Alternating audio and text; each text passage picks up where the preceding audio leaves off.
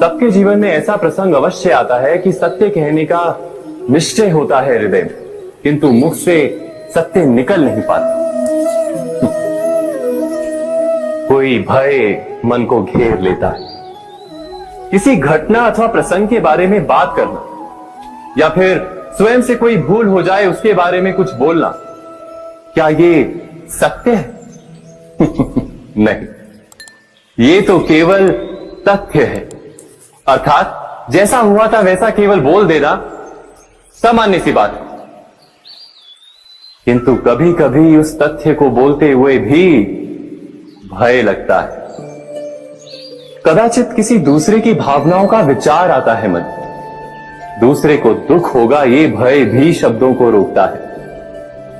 तो ये सत्य क्या है? क्या हमने कभी विचार किया है? जब भय रहते हुए भी कोई तथ्य बोलता है तो वो सत्य कहलाता है। वास्तव में सत्य कुछ और नहीं, केवल निर्भयता का दूसरा नाम है। और निर्भय होने का कोई समय नहीं होता, क्योंकि निर्भयता आत्मा का स्वभाव है। अर्थात क्या प्रत्येक क्षण सत्य बोलने का क्षण नहीं होता?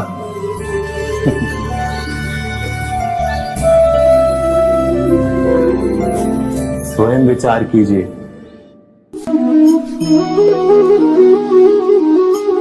श्रेष्ठता का क्या अर्थ है? श्रेष्ठता का अर्थ है दूसरों से अधिक ज्ञान प्राप्त करना। अर्थात मूल्य इस बात का नहीं कि स्वयं कितना ज्ञान प्राप्त किया, मूल्य इस बात का है कि प्राप्त किया हुआ ज्ञान अन्य लोगों से कितना अधिक है।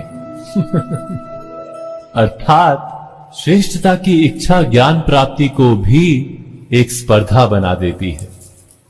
और स्पर्धा में विजय अंतिम कब होती है?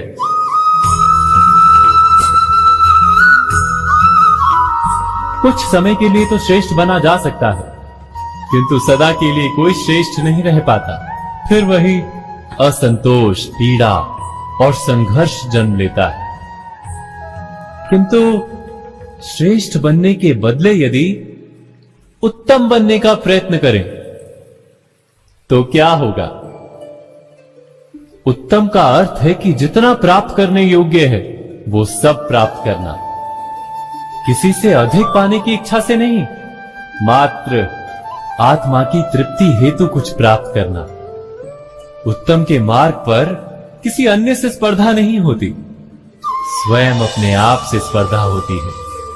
अर्थात उत्तम बनने का प्रयत्न करने वाले को देर अबेर सारा ज्ञान प्राप्त हो जाता है, बिना प्रयत्न के ही वो श्रेष्ठ बन जाता है।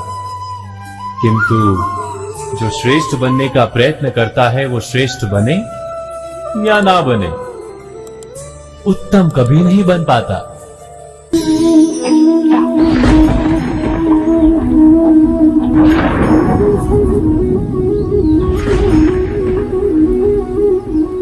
सपनों और पूर्वाभासों के आधार पर हम भविष्य के सुख दुख की कल्पना करते हैं। भविष्य के दुख का कारण दूर करने के लिए हम आज योजना बनाते हैं। किंतु कल के संकट को आज निर्मूल करने से हमें लाभ मिलता है या हानि पहुंचती है? ये प्रश्न हम कभी नहीं करते।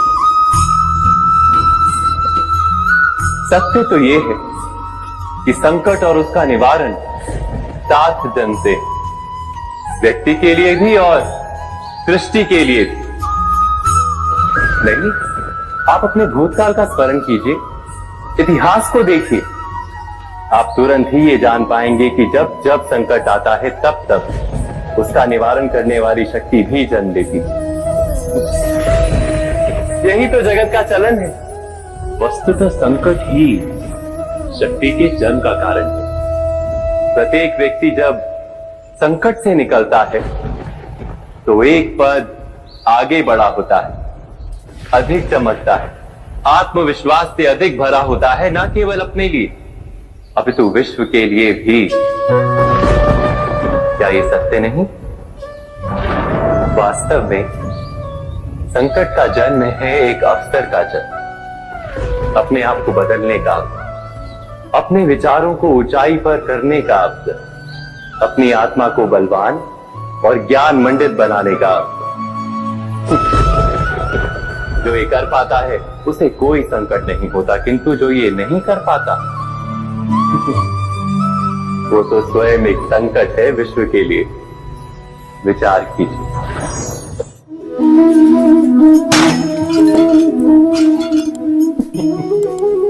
स्वयं विचार कीजिए।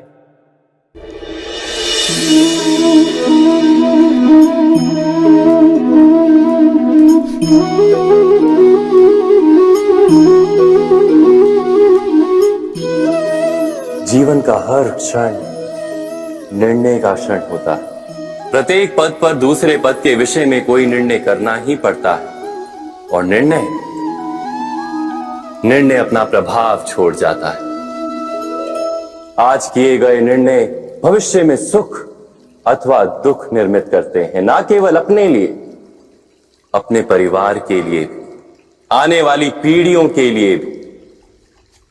जब कोई दुविधा सामने आती है तो मन व्याकुल हो जाता है, अनिश्चय से भर जाता है।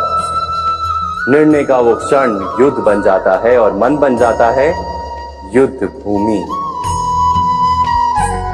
अधिकतर निर्णय हम दुविधा का उपाय करने के लिए नहीं, केवल मन को शांत करने के लिए लेते हैं।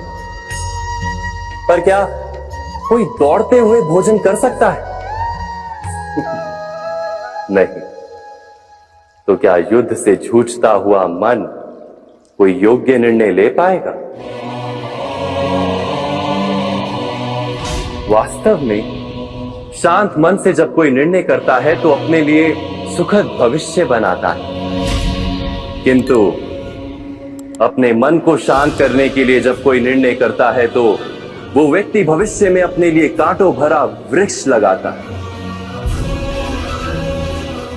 स्वयं विचार कीजिएगा।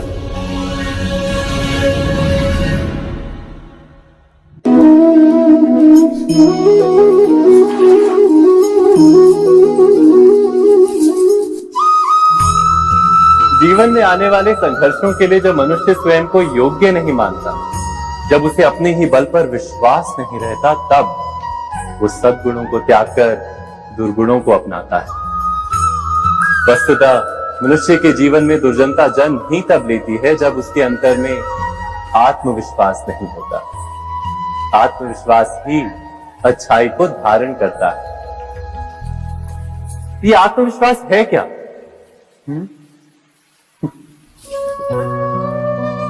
जब मनुष्य ये मानता है कि जीवन का संघर्ष उसे दुर्बल बनाता है, तो उसे अपने ऊपर विश्वास नहीं रहता। वो संघर्ष के पार जाने के बदले संघर्ष से छूटने के उपाय ढूंढने लगता है।